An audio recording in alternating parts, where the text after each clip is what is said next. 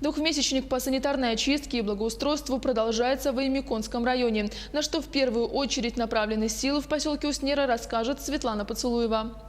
По общему мнению, внешний вид поселка портят разрушенные дома и нежилые строения.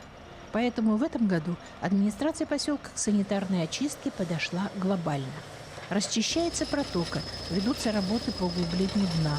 С помощью выделенной старателями техники сносятся многоквартирные дома, вывозится габаритный мусор. Также ведутся работы по отлову бродячих безнадзорных собак.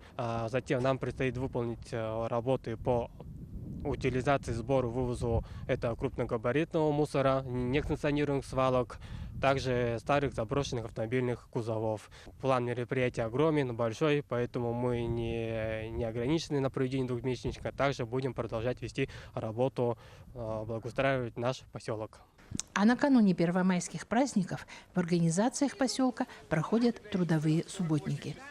Это самое хорошее, что есть, осталось от нашего Советского Союза, субботник. Это сплачивает народ, да, вот жителей поселка.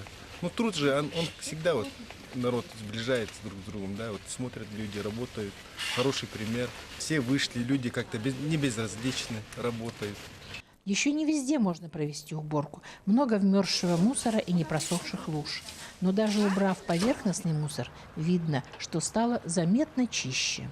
Всем вместе надо работать, все подключать организации, молодежь. Если каждый из нас соберет хотя бы пакет мусора, насколько чище станет в нашем городе, поселке, селе.